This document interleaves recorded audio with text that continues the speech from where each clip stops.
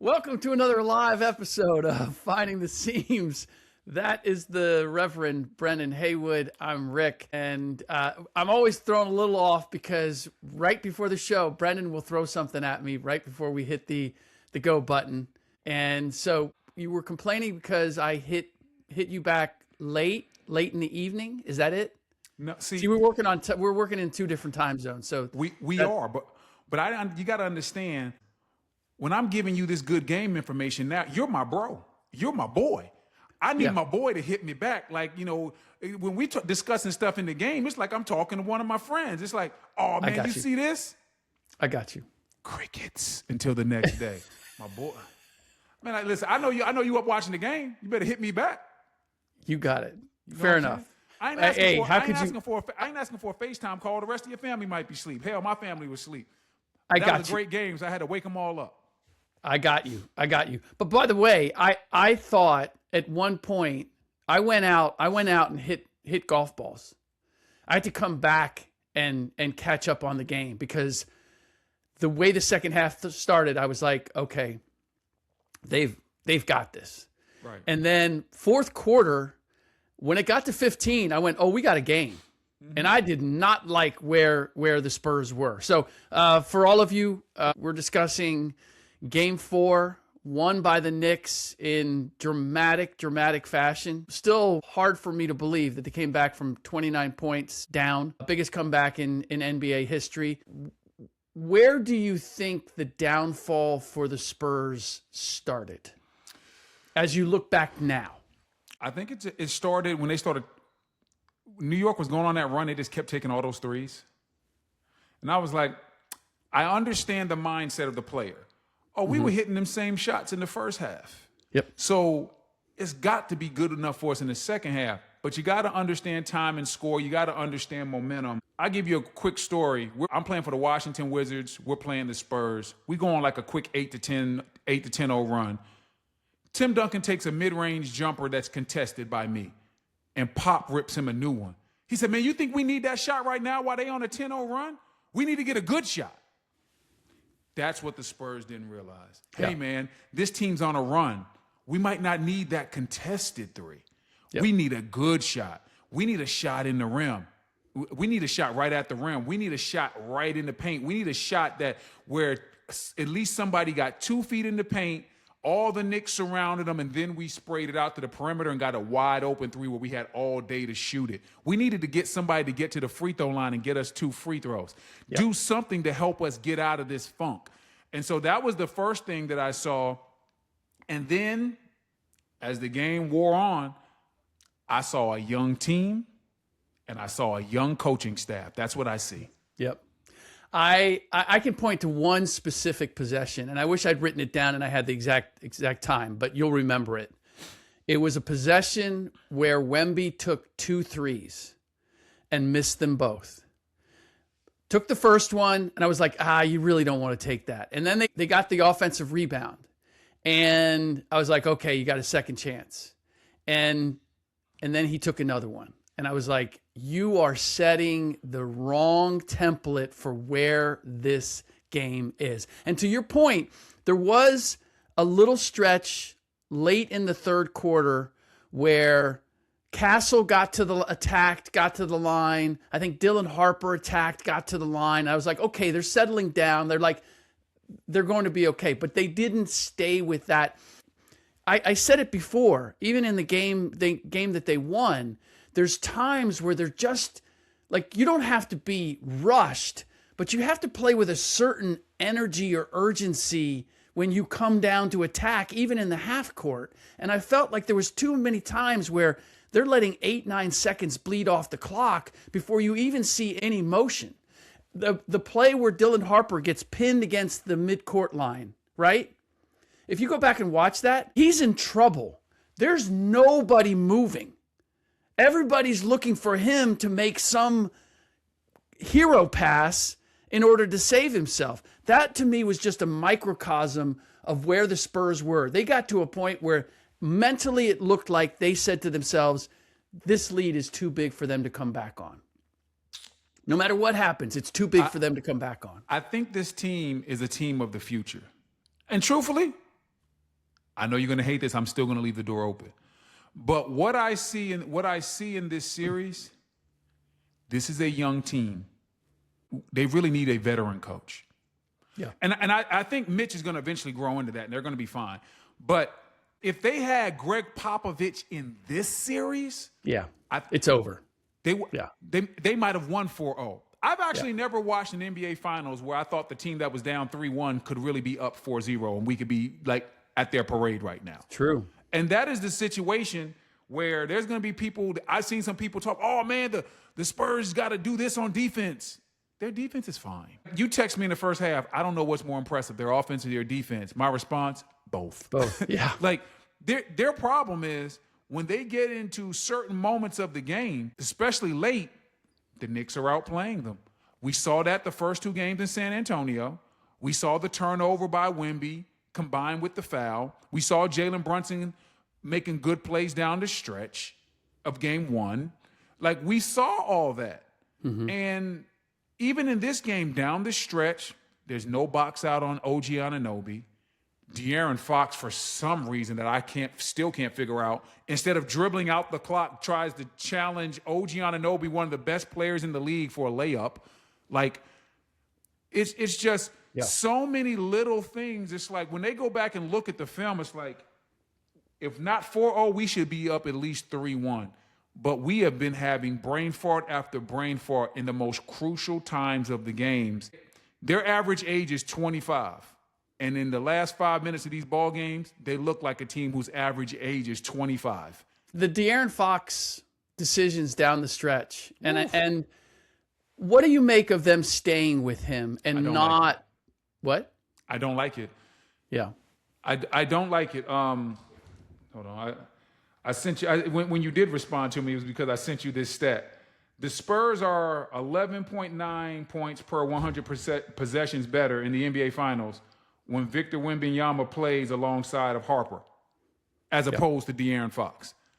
All that's telling you is what our eyes have seen from the jump. From the moment Harper checked in game one, he's been probably their best guard. And I know he's young. I know Fox is the vet. But if you're going to win and you're going to shock the world and come back, you're going to have to take the training wheels off. I'm not saying bench Fox, but Harper might need more playing time than Fox. Because I think the Harper pick and roll, especially if you target Brunson, is the way that you get back in this series.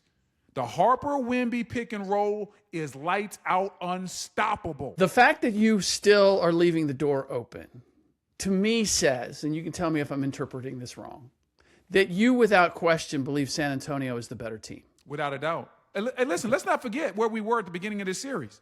San Antonio was one of the biggest favorites in NBA history. This ain't Brendan Haywood. I don't bet. Okay? I ain't Terry Rozier. Like, at the end of the day, they were 60% favored to win in this series. Yeah. So that's huge for an NBA Finals. You know that, Rick. So everybody thought they were the best team. Yeah.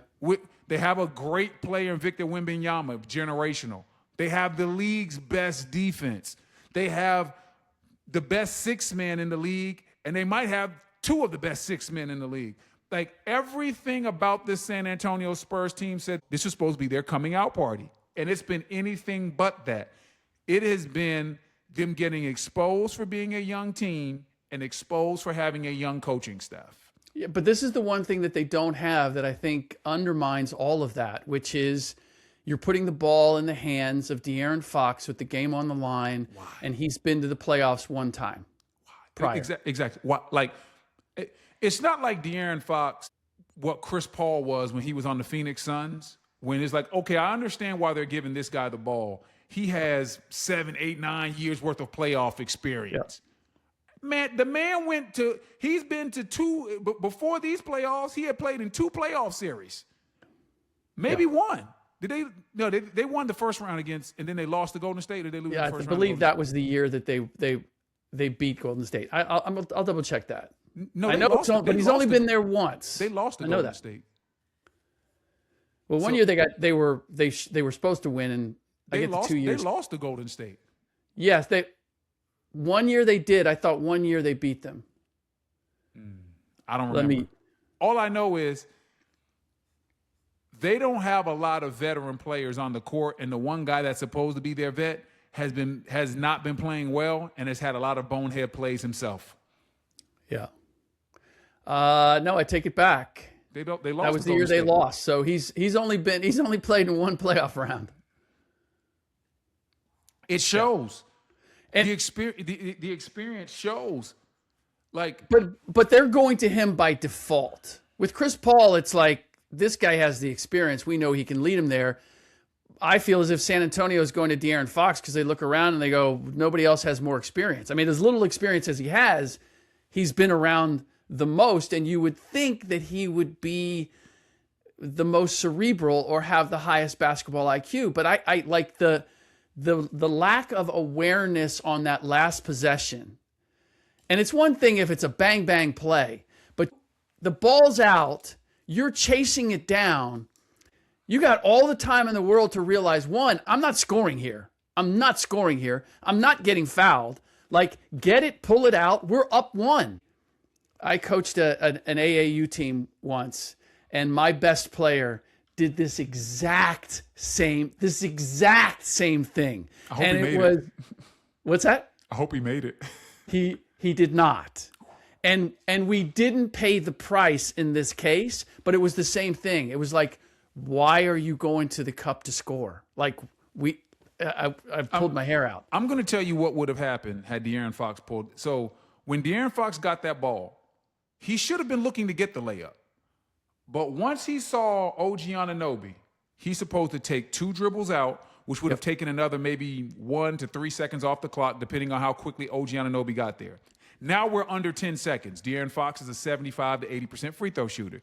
You're thinking that he's going to hit both of them, but he's at least going to hit one. Sure. But if he hits both free throws, because it's going to be under 10 seconds, now San Antonio is playing the free throw games. Foul them and make them shoot 2, and we're not going to let them shoot a 3. And there is a super strong chance the Spurs go back to San Antonio with all the momentum with the series tied. I just don't understand what De'Aaron Fox was thinking. I haven't understood a lot of his decision-making, and that is why, if I'm on the Spurs coaching staff, if I'm in the back of the room when we're watching film, I'm going to raise my hand and say, hey, Mitch, it's time. And he's going, time for what?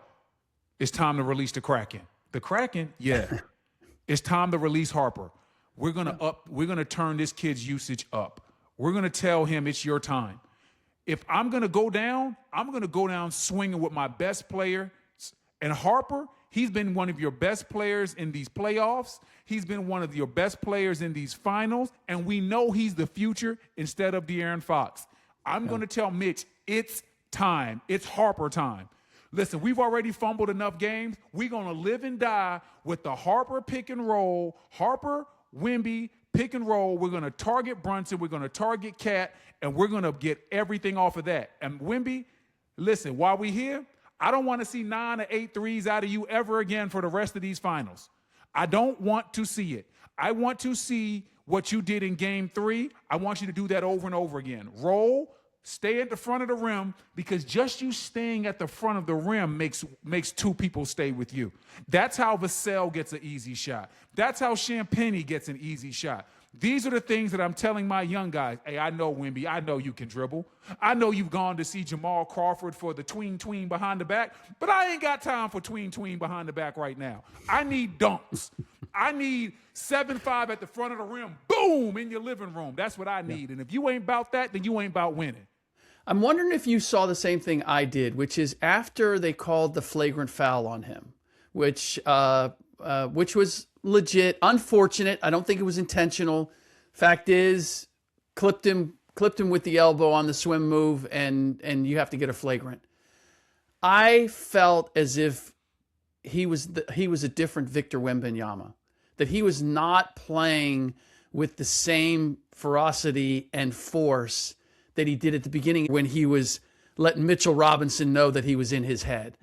For whatever reason, I don't know whether it was, man, I can't afford to get another one, or man, I got him good and I really didn't mean to, or whatever it was. It felt as if it changed Wemby's demeanor for the rest of that game. Did you get that feeling, or do you think that was the cause, or it was coincidental because he didn't feel like the same guy down the stretch that he was in the first 2.5 quarters? I don't know if it was that play. I don't know if it was the moment. I don't know if it was momentum shifting, because in a game like that where you're up 30, I'm going to tell you how a player feels. When you go up 30, it feels easy. Everybody's relaxed. Everybody's feeling good, right? And then next thing you know, as that team slowly but surely chips away at that lead, everybody gets a little tighter. And now you start thinking a little bit more than you were before, because it was, what they say, it was all good just a week ago. It was all good just 5 minutes ago. And we were feeling good. We were in the timeout, bouncing to the songs, feeling great. I'm in your head, boy. You were having a good time. And now all of a sudden, a 30-point lead has gone to 22. It's gone to 18. It's gone to 15. It's 10. It's 14. And sometimes in those moments, guys naturally get tight. It is a natural human emotion. At what point, when you're up by 29, and I don't know if there's a number, most people look at least for the team that's trying to come from behind, let's get it to single digits. I think there's a psychological shift there. But for the team that's ahead, is there a point where when that dwindles to a certain number that your mindset changes, where the first shows up? Where is that? The first shows up when it goes under 10. Okay. So not before that. Well, there's some minutes before that. Like, obviously, if you were up 30 and it gets to 15. Yeah. Okay. But when you're up 15, guys still feel comfortable. You swing it to me. Yeah. I got a 15-point cushion. I will say, with the three-pointer being the way it is, and I said it to myself, as soon as it got to 15, I go, oh, we got a game. Yeah. And you could see the demeanor of the Knicks change. But we're back in this. But here's the thing. If I'm a role player, and you swing it to me, and I'm up 15, I know you've cut the lead down, but I still feel good. I don't feel as much pressure. Yeah. But if that thing is at 8, Now, hey, listen. Listen. Now, if it better be a good shot. How much is left on the shot clock? Hey, that basketball starts feeling like a medicine ball. It's a little heavy. Rick, it's heavy. So, now you start feeling the pressure, and that's all. And honestly, from the other side, 10 is always the number that your coach is when you're down big, that's always the number that you're trying to reach at some point. Yeah. So I'm going to give it to you. I gave it to you what happens if you're San Antonio. I'm going to tell you what the Knicks are talking about in the huddle. They're down 30. Your coach, first of all, he's probably going to give you a cliche line like, hey, guys, there's no such thing as a 30-point shot. What we want to do is by the next timeout, we want to have this lead cut down by 8 to 9. Then when you do that, you come to the timeout. Okay, guys, we're still down 20, but we're right where we need to be. Hey, heading into the fourth quarter, we want to get this thing under 15. We've been down under 15 before, so we can do that. You start chopping it down. Then you get in the beginning of the fourth quarter, hey, next time out, let's get it to 10. Once you get it there, hey, man, it's anybody's ball game now. Let's go win it. And because you start achieving all those goals, everybody on that side, they start believing. They start feeling it. It's the momentum. We got this. And on the other side, all the pressure is mounting on the back of their necks. And that's exactly what happened. And down the stretch of that game, it was Knicks making big shots, Spurs missing shots, Spurs taking bad shots, Spurs taking shots they shouldn't take, non-box outs, sometimes bad closeouts. It was a lot. There were so many different ways that I can point to of how they lost that game. No matter if I was on a talk show this morning and someone said, hey, Brendan, why do you think they lost the game? What you think will get the most ratings? Because I can literally give you 4 to 5 things. Yeah, you want to go to Wemby angle? We can do that. You want to go De'Aaron Fox? We can do that. Coaching staff? I can do that. You know what I'm saying? I can even talk. I can talk about execution. I can talk about whatever you want to. But down the stretch, the Spurs crumbled worse than any team in recent memory. Yeah, collectively. Yes. It's not. I know today it's going to be fun to poke at De'Aaron Fox, but it ain't just him. Yeah, no, I agree with that. But that said, the not dribbling out the clock. Yep. And the play that I really didn't understand at the end was with OG Anunoby, because De'Aaron was on Anunoby at the start of that play. Yep. And ran over to trap Jalen Brunson at 28 feet. With Wemby on him. With Wemby on him. I did not understand that. Well, hold on. What are the chances that was Mitch's call, and what are the chances that De'Aaron was just reacting in the moment? That's a great question. That I don't know. Because what it looked like was De'Aaron Fox was loading up on Jalen Brunson, because he didn't go all the way to double. That's why Jalen took the deep three. When he got the matchup with Wemby, he looked, and he was going to try to drive. And then he saw Fox there, so he pulled. And when he pulled up, because Fox was looking at Brunson, he never saw OG until it was too late. And I don't know if the coverage was the load up or if Fox went and did it on his own. Because everybody knows the most dangerous person on a play like that is the inbounder. Yes. A lot of time it's because you get the inbound pass right back, but the inbounds man is probably the most dangerous. So I don't know what the play call was, but I will say this.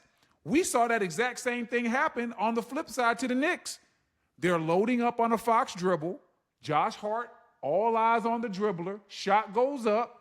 Castle slides behind him for the rebound. Yep. Once again, I'm going to give you something that happens in the game. When you get to late in ball games and those shots go up, all your coaches tell you to play through it and this, that, and the third. It is so hard not to ball watch because it feels like the game is in slow motion. That shot goes up, and I know I'm supposed to turn and go box out, but the first thing I do is I look up. Yeah. Is it online? Is it close? That little bit right there, the guy you're supposed to box out is by you. He's at the rim. And you see it all the time. I've lived it. Yep. In that moment, the game slows down. It's almost like a scene from a movie. Boom, boom, boom, boom. Like you feel your heart beating. You're looking at the shot, but you ain't supposed to be looking at the shot. You're supposed to be looking at your man. And that's what happened. I'm glad you shared that, because I think for most of us, anybody who's played, the first thing is shot goes up, find a body, put your body on somebody, right? And Dylan Harper didn't do it. De'Aaron Fox was in no man's land. I mean, he couldn't have got back to OG if he wanted to. That's what I didn't understand was, why are you trapping or thinking you're going to double Jalen Brunson 28 feet away? If that was Mitch's idea, that's a really bad idea. If De'Aaron did it on his own, that's a really bad idea. You're not going to affect that play or affect Jalen Brunson by doing that. And meanwhile, you're giving a free run to arguably the best player in that game. Like, Jalen Brunson had his best game, but to me, not just for the last play, OG Anunoby has, I think, arguably over the 4 games, has been their best player. Is there? I don't even think that that's a debate. If OG plays well and they win Game 5, he gonna get MVP. As he should. He gonna get MVP. You know what's funny is when they signed, when the Knicks signed him to that big contract, and when he was with Toronto and he was leaving, everybody that I talked to was like, OG thinks he's a star. Like, OG does not think of himself as being even the second wheel or the third wheel. He thinks he's the guy. And a lot of people thought he was overestimating his abilities. He's demonstrating in real time on the NBA Finals stage that what he thought of himself was justified based on the way he is playing in this series. And I'm so glad you brought that up, because so many NBA front office miss this. Sometimes there's guys that they feel that they should be the number 1 option, or they're the number 3 and they feel like they should be the number 2. And there's some front offices that be like, oh, why does he feel like that? You want your guy to feel like that. You need a guy that sometimes has a little bit of rational confidence. Now, you don't need that mixed with a bad basketball IQ, but you need a guy that's sitting there like, kind of like Jalen Brown for Boston. He was watching Tatum for all them years like, I can do that. Yep. And when it came time a couple years ago, he was the Finals MVP, because he always had that irrational confidence. And you need irrational confidence when you're down 30, It's the fourth quarter of the NBA Finals. You're down 14, and you need a guy to just make plays, and he ain't worried about nobody. I can drive it, I can shoot it, I can defend. OG Anunoby don't feel that there's not a part of this game that he can't affect at an elite level, and I tend to believe him. I'm not mad when a player has irrational confidence. The best players, what sets them apart, the good from the great, irrational confidence. Yep. Kobe had irrational confidence. Like, I've literally seen Kobe shoot the ball over 3 people, and his teammate came to him and said, "Hey, dog, you had 3 on you. Make that pass." He's like, "Man, they wanted me to pass the ball to you. I can hit that shot in my sleep. But there's 3 on me. Nobody's boxing you out. Get it off the glass." And, like, it's the irrational confidence that Kobe believed, 3 people on me, that ain't enough. You wide open, that's what they want. Buckets. Like, that's how we felt. Irrational confidence. Have I ever told you? I don't know if I've told you the story when he shot all the air balls against Utah as a young fella, right? And everybody was crushing him. And I'd gotten to know him a bit already. And I also thought it was impressive that a young guy had the fearlessness to shoot an air ball. I'm going to shoot another one. Right. I shot another air ball. I'm going to shoot another one. Like that what you're calling irrational confidence. And I looked at his ability and that confidence, and I knew he was going to be a good one. And so he was just getting killed. And I also felt for him because he was a young guy on a veteran team, and I knew how much Shaq would abuse him. Like, Shaq liked to punk him a bit. And so I went up to him after that, and I went, "Hey, man, I just want you to know, I believe in you. Like, you're going to come through this." And he looked at me. He was like, "I'd take every one of those again." Like, he was not cowed or bothered at all by all of the criticism. Like, this dude thinks he's Jordan and he's not this and he's not that. And that's where I was like, man, he's got it. He's got it all. You got to have irrational confidence. And when you look at the Knicks team, OG has irrational confidence. Jalen Brunson has irrational confidence. Don't matter what type of game Jalen Brunson's having, good or bad. You can't even tell by his mannerisms. And those players believing what they believe, playing the way they play, is the main reason why the Knicks right now are up 3-1 in a series that they could possibly be down 3-1 in. I'm glad you brought up Jalen. I was intrigued by the way he started the game. He started the game clearly trying to be a distributor and a playmaker, not trying to force anything. And the Knicks simply weren't making shots. I felt as if you looked at the way the Spurs played the last 12, 15 minutes of the game, was identical to the way the Knicks played the first 12, 15 minutes of the game. In terms of execution, in terms of shot making, all of that. But Brunson was almost intentionally, it looked like, laying back and trying to get everybody involved. What did you make of that approach, considering that we've been waiting for Brunson to have the breakout game that he ultimately had? He probably looked at film and realized how much coverage he was getting. And so one of the quickest ways to pull coverage off of you is to activate your teammates. And it worked. Yes. Like, the defense on him down the stretch was not nearly as intense as, he was getting looks that he simply had not been getting, I'd say, prior to in the entire series. So I used to tell Gilbert Arenas this, that in the beginning games all the time, because obviously, before pre-knee injury, Gilbert was one of the best scorers in the league at that time. And I used to tell him, listen, if you want to be open late, find me early. And he kind of looked at me. I was like, don't know. I said, the guy guarding me doesn't want to see me get a quick 8 points, because now it looks like, man, it looks like he ain't doing his job. Now, later on in the game, if you want to look me off and do whatever, that's fine. We want you to shoot those balls. But early on, listen, if you can, find me. Early on, get the ball to Kwame. I was like, listen, if Kwame's open, give it. If he drops it, he drops it. But just get him activated, get him going early. It's good for the team morale. It's good for him mentally. It's good for me mentally.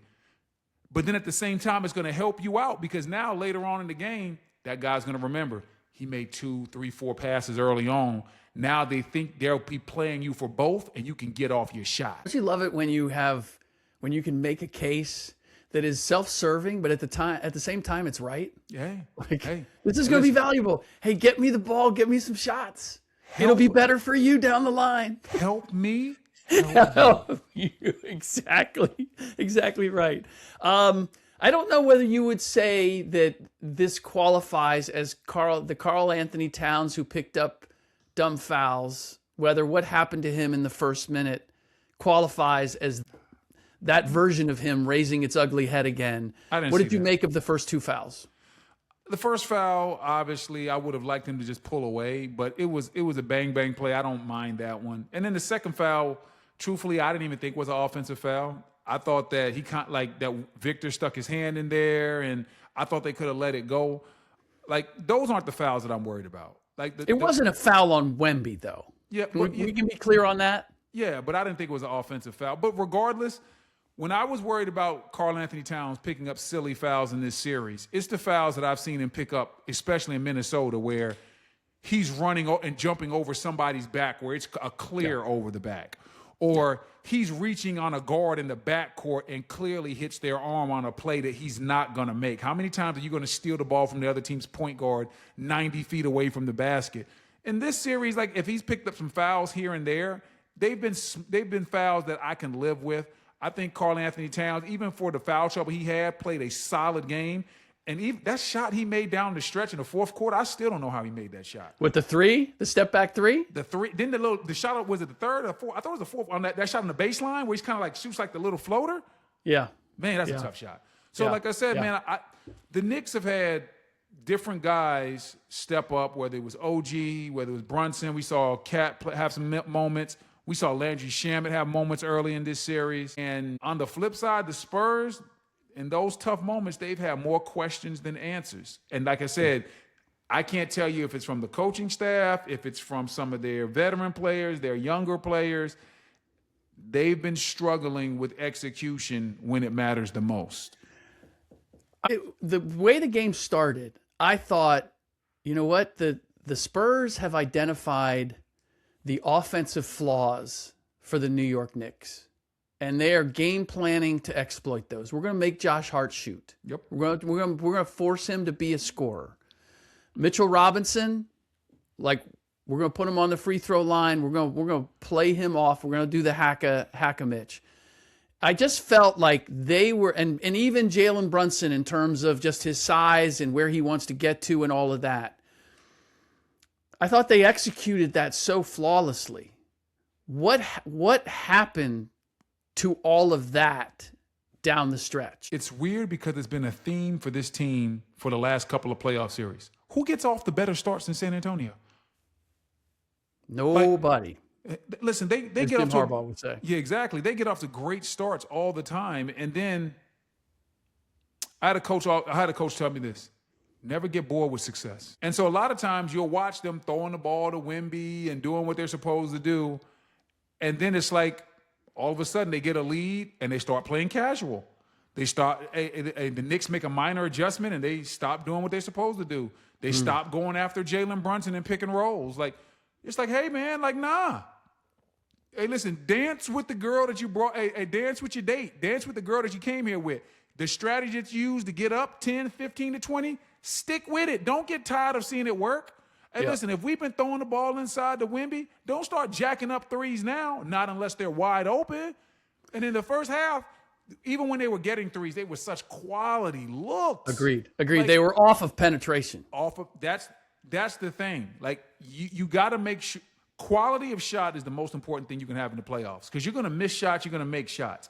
But the quality of those shots, that's what really matters. And sometimes with the Spurs, you see them start off getting great shot quality, and then next thing you know, you start seeing Castle or Fox and some of these other guys taking some shots, and you're like, huh? And then you start thinking to yourself, man, I ain't seen Wemby touch it in a minute. Then Wemby gets it, and you're like, whoa, I ain't like that jump shot he just took. It's just a bunch of things. The biggest way to sum it up is they look like a team making young basketball mistakes on the biggest stage. There was also Karl Anthony Towns down the stretch. What do you give more credit to or explanation for in Wemby's not really being a factor in the fourth quarter? That he was settling, which I saw, or Karl Anthony Towns, who was on him the majority of that last period, and I thought did a really good job. Combination. I thought Cat did a really good job of playing Wemby and playing without fouling. And I thought that Wemby settled at times too. This is where your coaching staff has to help you out. When you're a young no timeouts and Exactly. all of that. Exactly. I was shocked. So this is when Mitch has to say, okay, listen, I see where my young player is floating to the perimeter. Timeout. I'm going to call a play, and I'm going to get Wemby right back here. This is where we're going to get the ball to you. Or I might not even call a play directly for Wemby. I might just say, I'm going to run a mid-pick and roll, and I want the action to be for Wemby getting downhill towards the rim. And then I'm giving, for my money, I'm giving Harper the read. Yo, we're going to come off this pick and roll. I want you to come off and get to the cup. If they stop you, throw it to the sky to the big fella.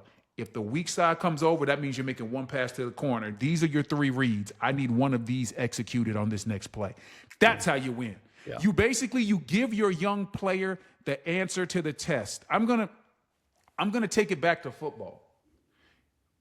When Jared Goff used to play for the Rams, Sean McVay used to tell him the exact play to run or the exact what he saw before the play.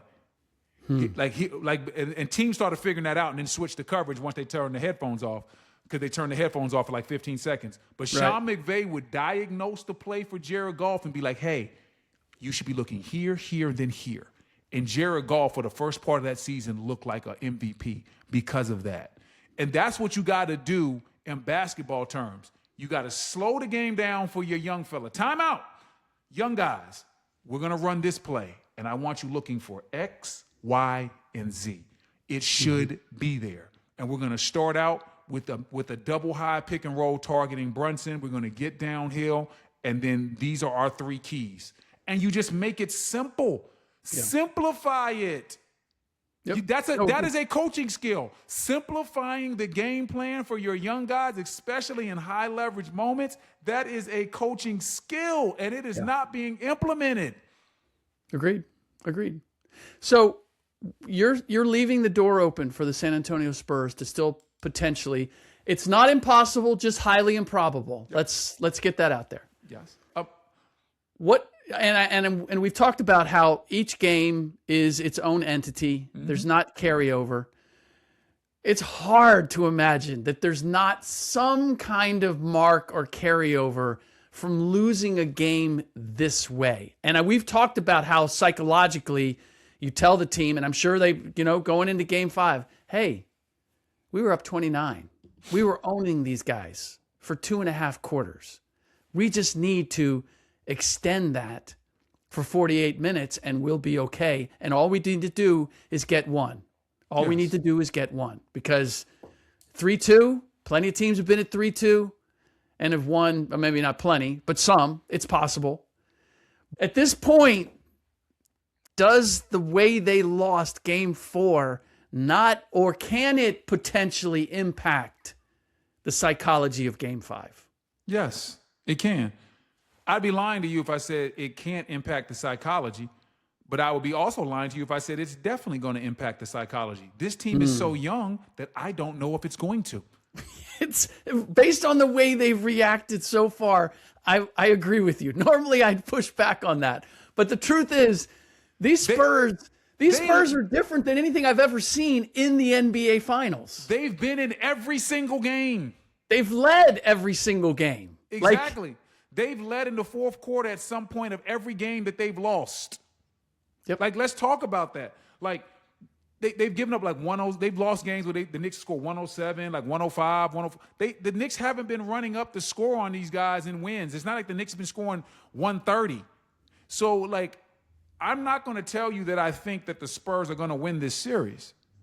But I also do know that if this team is capable of bouncing back and winning a game in San Antonio. What happened in game 4 does not have to snowball into game 5. And I don't think any of us can tell you the answer to that, because we haven't seen how Castle's a winner, been winning in high school, won a championship in college. I don't know how he going to bounce back in this situation. I don't know how Wemby going to bounce back. I don't know how Harper's going to bounce back. I haven't seen these guys. These guys don't have a James Harden type resume where I'm like, yeah, we know this guy ain't bouncing back. Like, these guys don't have a resume to prove that they will or they won't. So we got to watch it in real time. I would be lying to you if I said, it's over in 5. Nah, if I had to bet my money, I would actually say probably Knicks in 6. Yeah. I'm with But, you. but if I'm being honest, they outplayed the Knicks both games in Madison Square Garden. They weren't scared of that environment at all to start the game off. So No, and as you bring this up, when I think about it, let's say they go back there and the Knicks have an opportunity to close it out in Madison Square Garden. We've already seen that atmosphere to this point. This goes to another level, and that atmosphere has impacted the Knicks negatively far, far more than it has the San Antonio Spurs. Listen, so both games in Madison Square Garden, the Knicks came out and they looked like the road team. They looked like the team that was shook because it was Celebrity Row had more celebrities than usual, and the building was incredibly loud. Yep. I'm just saying, like, that's what it looked like. The Spurs have come out and they haven't been distracted by it's the Mecca of basketball. Listen, when they start the game out, the Spurs ain't worried about none of that. Nope. They get off to a quicker start than anybody. And so, like, I can't sit here and tell you for sure, it's over. Listen, if someone said, Brendan, you got to bet $100, put my money on the Knicks. But if they say, guarantee me it's over, I wouldn't do that. Yep. You see strange things in sports. Yep. I see the Spurs walking in just in their pregame fits, and I'm like, these guys, they don't even know the atmosphere. Like, you're in New York, right? You're in the finals. Usually dudes are dressing out, right? They're coming up with some finery. These dudes are walking in casual. They look like Sunday morning, I'm going to brunch. Just, they are not affected. I don't want to say they're not aware, but they're not affected by the atmosphere of the finals at all. And that is the strangest thing I've ever seen. It's okay if you have one or two guys like that. I feel like that entire team is not at all impacted by, like, we're supposed to be here. Yeah, this is just another game. We're good. And that's worked for and against them. Right. Because I think that if they had a little more understanding of what is at stake or what the possibilities are, they might play with a little more execution down the stretch. There might be, like, we don't always have to play great, but we always have to play smart. Right. That's the thing. I don't think they're impacted by the moment. It's to start the game out. But I do think they're impacted by the moment to end the games. And that's the most disturbing trend. To start the game out, they're playing free. They're playing loose. Hey, they're hitting threes. They're throwing up the three-point sign. Woo! 15 out of 20. They're having a great time. At the beginning. To start the game out, they're having a great time. Yeah. And then all of a sudden, the game gets close. And now you start to see the youth. That was a bad shot. Now you start to see a little bit of the inexperience. Hey, why wouldn't be taking multiple threes right there? Hey, I haven't seen a Wemby lob pass in the last 3 minutes. In a minute. Yep. Hey, man, they're just playing one-on-one ball now. Whatever happened to attacking Jalen Brunson? Where them plays at? And so that is why I've been saying this all podcast, and I've been saying it all series. This is a team that has been playing young, and their coaching staff has not been helping them enough. Yeah. A young team needs more help than a veteran team. A veteran team has been here before. They can play their way out of it. The veteran teams come to the huddle and they tell the coaches what they see. Yo, they've been playing this. We should make this adjust. Young teams just be out there going, and they're playing on instinct. But then sometimes when their instincts are wrong, the eyes get big. My instinct said to take this three, but that was a really bad shot, and I bricked it, and it led to a fast break the other way. Yep. Or the opponent throws a wrinkle at them. They're like, now I got to stop and think about this. Too late. If you're thinking, you're losing. If you're thinking, you're sinking. That's the problem. Yep. All right. That does it. For all those who joined us, thank you for joining us. Hold on, before you close out. Okay. I said I think the Spurs are going to win Game 5. What say you? Who do you have winning Game 5? I have the Spurs winning Game 5. All right. Knicks in 6. Yeah. Knicks in 6. That's what I'm expecting. Knicks in 6. If you're a Knicks fan, you do not want it to go to a game 7. Oh, no. First, and listen, we just watched the Spurs win a game 7 in OKC. You damn sure don't want them to have a game 7 in San Antonio. If you're the Knicks, and what they say, don't play with your food. Knock them out in game 5. Knock them out in game 6. Yep. Hey, listen, don't play with your food. Don't. No, listen. Can't even imagine the pressure after everything. All right, well, maybe we won't have to imagine it. For all those who joined us, thank you very much. For those that are watching the recording, leave a comment, let us know. And for those that are listening, rate and review the show on iTunes or wherever you get your podcasts. We will join you again after Game 5 to see if there's going to be a Game 6. So we're going to be talking about the New York Knicks as when's Game 5? Game 5 Saturday? I believe so. Is that correct? We should know that. Yeah, I'm just going. I'm living my life day to day, Brendan. Hey, I try not to look too far ahead. That sounds yeah. Well, yeah. that sounds like the San Antonio Spurs coaching staff in the game. They just live in play to play. They ain't looking too far. They're not looking too far ahead. Fair enough. All right, we're out. I'll see you after Game 5.